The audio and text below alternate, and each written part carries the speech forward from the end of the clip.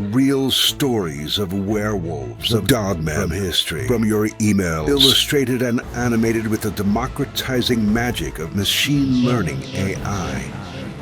Welcome to Scary Stories. The Werewolf of Suburban Pennsylvania. Dear Scary Stories NYC, the dogman I saw in my youth was a creature that belonged in the flickering black and white world of Saturday night chiller theater, not padding silently between the Buicks and Chevelles parked along a tree-lined suburban street on that humid Pennsylvania evening in 1978. But there it was, moving with an unsettling ease past pink flamingos and above-ground pools, a living nightmare given form in suburbia. The werewolf, which is what we called it back then, since we didn't have names like dogman or cryptid in our vocabulary, stood nearly 7 feet tall when it rose to its full height. Its massive frame cast shadows that seemed to swallow the weak glow of the street lamps. The creature's fur was dark, and when it turned its head to sniff the air, amber yellow eyes caught the light like reflectors on a midnight highway. What struck me most, even through my terror, was how wrong it looked in that setting. This was suburbia, ranch houses with attached garages, chain-link fences protecting postage stamp lawns, and the distant hum of air conditioners working overtime against the August heat. This was where families grilled hamburgers and kids played kickball until their mothers called them in for dinner. This wasn't a place where monsters prowled between garbage cans set out for Monday morning pickup.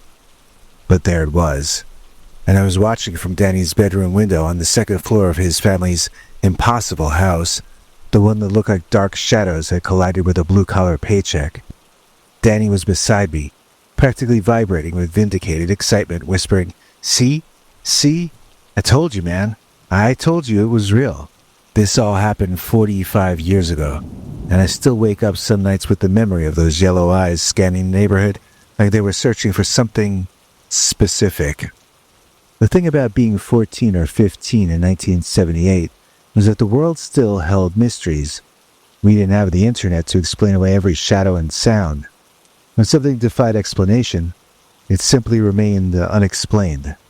And then it would settle into the dark corners of your mind where it would fester and grow. And this creature, this impossible thing, was the kind of mystery that changes you forever.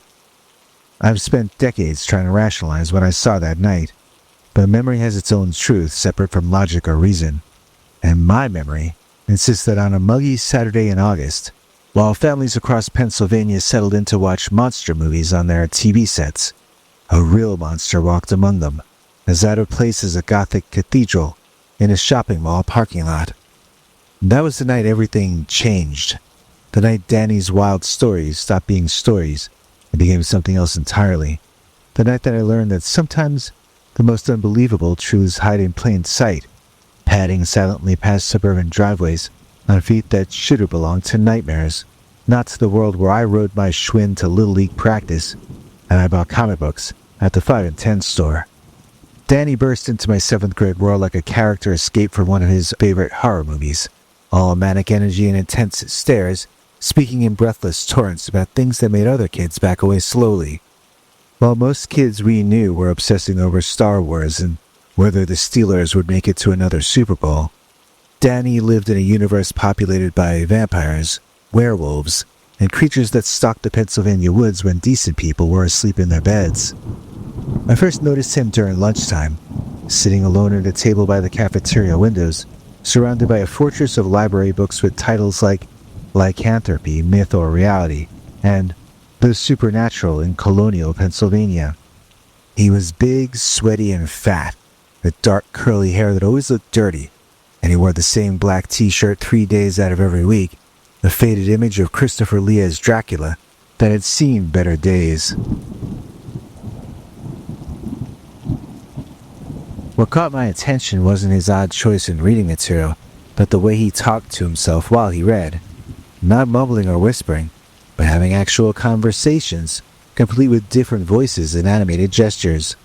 He'd lean back in his chair and say something like, "Now see, that's exactly what I'm talking about." Then he'd lean forward conspiratorially and respond in a different tone, "But you have to consider the lunar cycles, Daniel. It's all about the lunar cycles." Most kids thought Danny was disturbed. Maybe they were right. But there was something about his absolute conviction that drew me in like metal shavings to a magnet. When Danny told you he'd seen a werewolf near the park, not once, but several times, he didn't tell it like he was trying to get attention or scare you. He told it like he was filing a field report, matter of fact and detailed, with the kind of specificity that made you want to believe him, despite every rational instinct screaming otherwise. Last Tuesday around 9:30, he'd say, leaning across the lunch table with those intense, dark, ringed eyes. He was checking the garbage cans behind the supermarket. Not scavenging. Checking them. Like he was looking for something specific.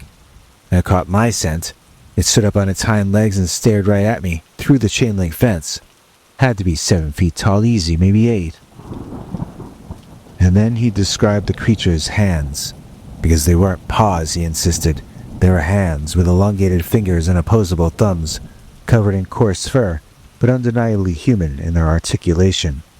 He described how the creature moved, sometimes on all fours like a wolf, but usually upright like a man who had forgotten how to be human. The details were always consistent, always specific, and delivered with the kind of passionate certainty that made you forget for a moment that such things were impossible. Well, maybe I should have walked away. I guess a sensible kid would have. But at that age I was a collector of monster magazines and comic books, and Danny always seemed to have issues with him that I'd never seen before. He'd walk me home after school, taking the long way through neighborhoods I'd never explored, pointing out houses where he felt something felt wrong, or empty lots where he said the grass just doesn't grow right.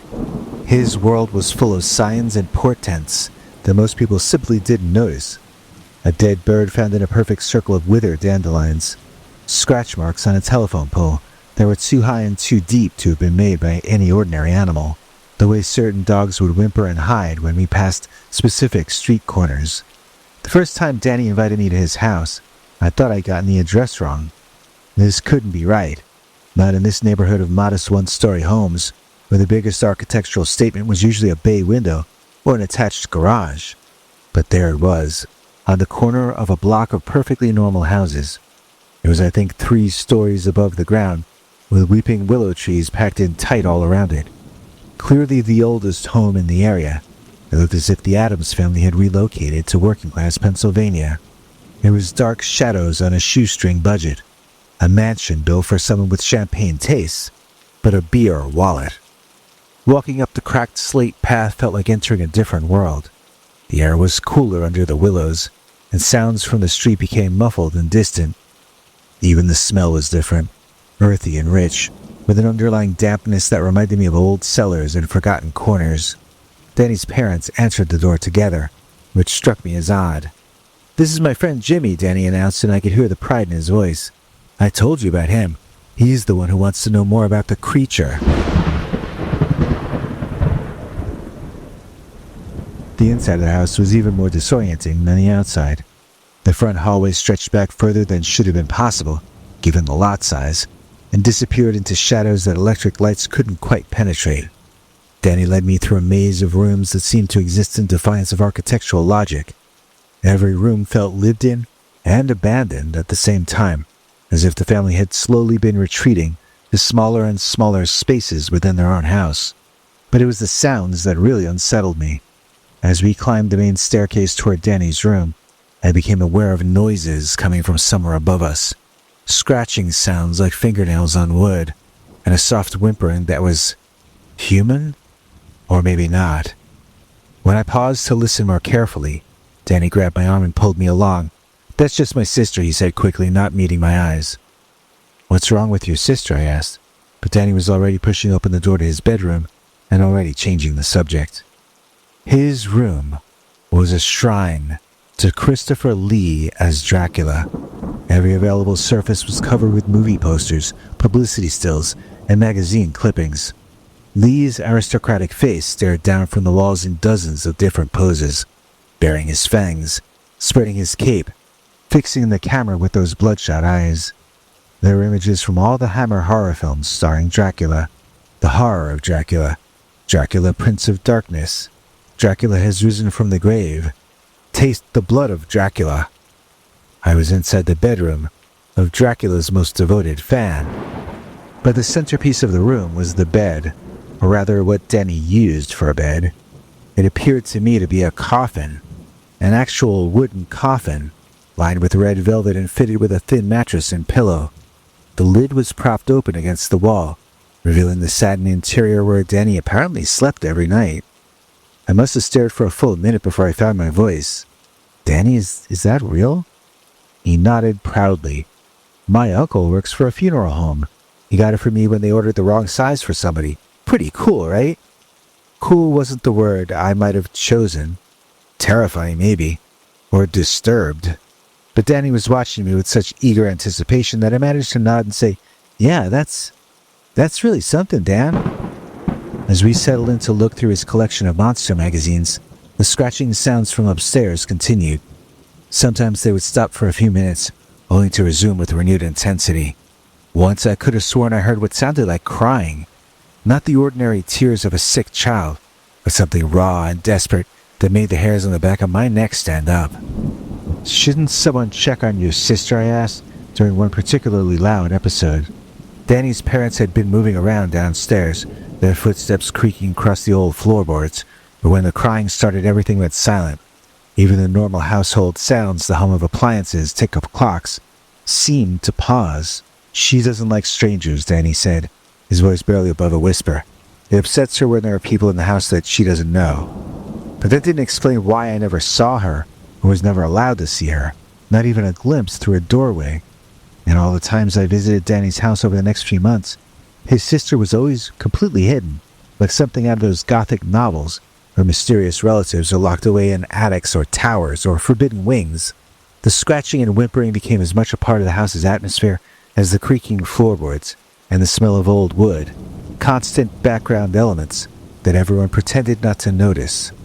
The whole family seemed to exist in a state of careful tension, as if they were all performers in a play where forgetting your lines might have serious consequences. Conversations stopped abruptly when I entered rooms. Doors that had been open would be closed by the time I walked down the same hallway again. And through it all, the sounds from upstairs continued like a soundtrack to our visits. Scratch, whimper, silence, repeat. The evening Danny finally vindicated every wild claim he'd ever made started like any other Saturday at his house. We'd spent the afternoon in his coffin bedroom, poring over his latest acquisition, a dog-eared copy of Famous Monsters of Filmland that he found at a used bookstore downtown. The scratching sounds from upstairs had been particularly active that day, and I noticed his parents speaking in hushed tones whenever they thought I wasn't listening. As darkness began to settle over the neighborhood, Danny suddenly straightened up from the magazine he'd been reading. "It's time," he said, glancing toward his bedroom window. "The creature usually appears right around now on Saturdays." I had heard this claim already dozens of times, but something in Danny's voice was different that night. Less manic enthusiasm and more quiet certainty. He moved to the window with the deliberate precision of someone performing a familiar ritual. The view from his second-story room offered a perfect line of sight across the rooftops and backyards to the park, about a half-mile away, where ancient oak trees formed dark silhouettes against the evening sky. "There," Danny whispered, pointing toward a gap between two houses where the park's edge was visible. "That's where it comes out to hunt." At first I thought it was just shadows shifting as the last daylight faded, but then the movement became more purposeful and more solid. A shape emerged from the darkness between the oak trees, something large and wrong that didn't belong in any suburban tableau. The creature stood upright like a man, but even from that distance, everything about its proportions screamed inhuman. Too tall, too broad through the shoulders, with limbs that seemed to bend in ways that defied human anatomy.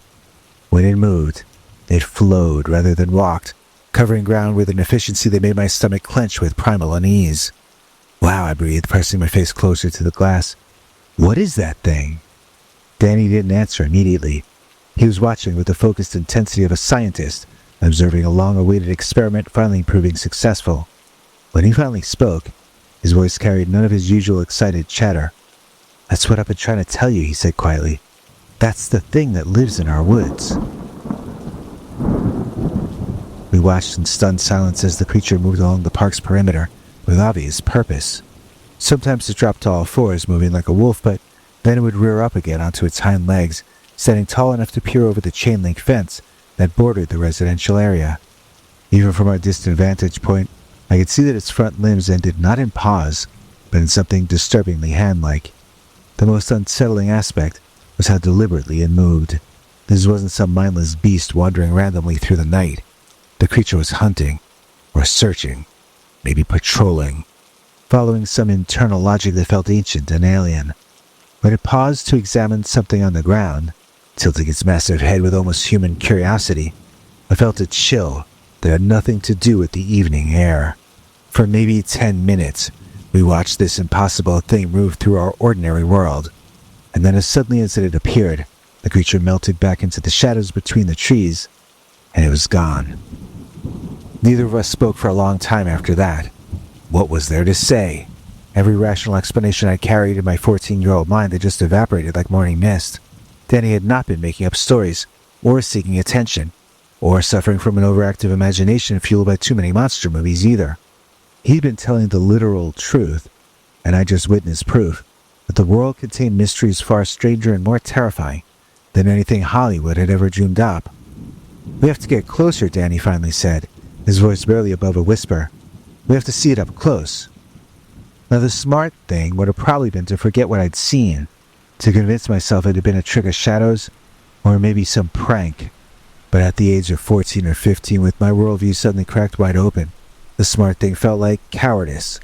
Danny was offering me a chance to step across that threshold between the mundane and the miraculous, and despite every survival instinct screaming warnings, I knew I was going to take it. "Next weekend," I heard myself saying. "We'll go to the park. Next weekend." Danny turned from the window, and in the dim light his smile looked almost as unsettling as the creature we just witnessed. "I knew you'd understand," he said. "I knew you would want to know the truth."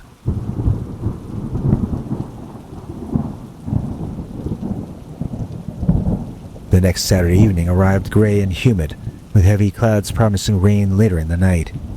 We met at the park entrance just as the streetlights were beginning to flicker on, both of us trying to project confidence while battling our own inner terror. The playground equipment that had seemed so familiar during daylight hours now loomed like alien structures in the gathering darkness. About halfway to the wooded area where we'd seen the creature emerge, Danny suddenly stopped walking. In the pale glow of the distant streetlights, I could see that his face had gone completely white. "I can't do this," he whispered, his voice shaking. "I thought I could, but I can't. What if it's hungry? What if it sees us as threats?" For a moment I was more shocked by Danny's fear than I had been by the creature itself. This kid had spent months trying to convince me that supernatural predators roamed our neighborhood. He had collected werewolf sightings like other kids collected baseball cards. Seeing him suddenly paralyzed by the reality of what we were attempting made the danger feel immediate and visceral.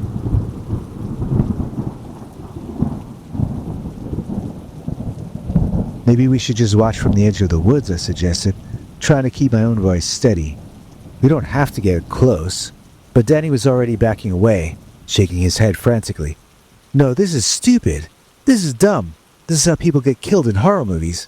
I don't want to get killed like in a horror movie, so I'm going home." And then he was running, crashing through the underbrush toward the park entrance, leaving me alone in the darkness, with nothing but the sound of footsteps fading into the distance and my own hammering heartbeat. I probably should have followed him. Every instinct I possessed was screaming at me to run, to get out of those woods and back to the safety of streetlights and houses and normal Saturday night television. But something kept me frozen in place, partly stubborn teenage pride, partly a desperate need to know if what we'd seen from Danny's window had been real. So I stood there, alone in the gathering darkness, waiting for something impossible to happen. I didn't have to wait long. The creature appeared without warning, emerging from shadows between two massive oak trees, like it had simply materialized from the darkness itself. One moment I was staring at empty woods, the next I was face to face with something that should not have existed. Up close it was even more terrifying than it had been from Danny's window. The creature stood nearly 8 feet tall on its hind legs, its body covered in coarse dark fur that seemed to absorb but little light filtered through the tree canopy. But it was the eyes that paralyzed me, amber yellow, intelligent, utterly alien, studying me with the focused attention of a predator evaluating potential prey. For seconds that felt like hours, he simply stared. I was frozen not just by fear, but by the absolute impossibility of what I was experiencing.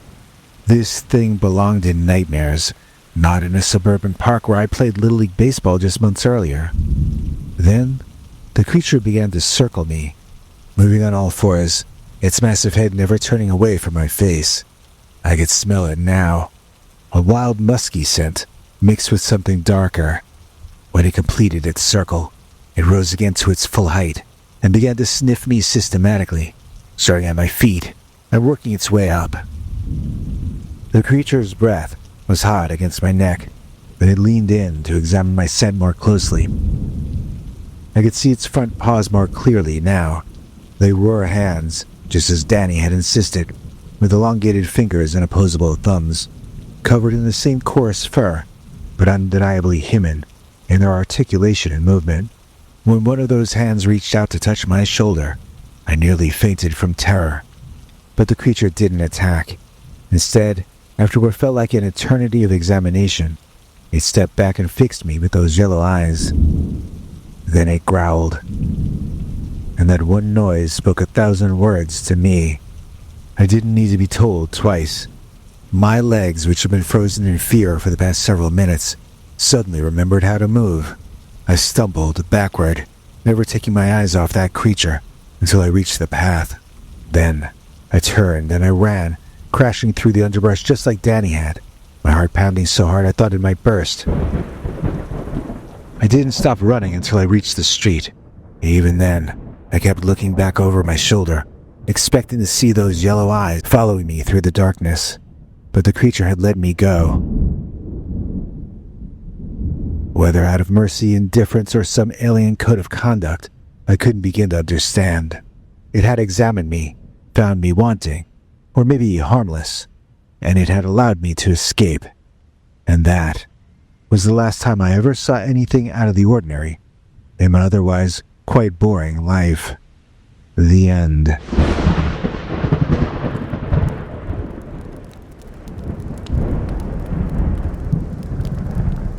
She's the coolest in the world, you see. She's none other than Crystal B. Please join me in thanking Crystal B for her big donation of $25 that she made using our paypal.me/PeterBernard209 page. That money gets through to us immediately, and I can assure you that it has already been spent on groceries. Crystal B is truly a lifesaver, and we can't thank her enough. If you would like to be a hero to the channel and help us stay online like superhero Crystal B, then just listen to what our international TV spokesmongrel, Henry Lee Dogman, has to say about it.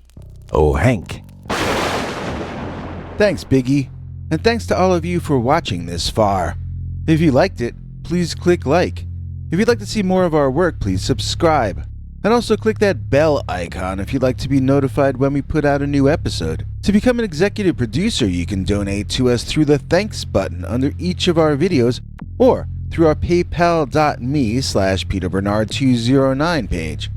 To receive cool perks like secret uncensored Dogman episodes far too wild to ever run on this channel, you can become a YouTube channel member by clicking the join button, or join our PayPal subscribers club at peterbernard.com. Joining either at the $3 a month level or above gets you access to our over 25 hours of secret uncensored Dogman stories available nowhere else. Do you have a scary story about Dogman or some other kind of high strangeness that happened to you? Let us know by emailing us at scarystoriesnyc@gmail.com or by leaving us a voicemail message at 804-LA-SCARY. You may need to call back on that when it cuts off after I think 3 minutes. And if you don't want to do any of that stuff, thank you for simply watching to the end. Good night, and have a scary tomorrow.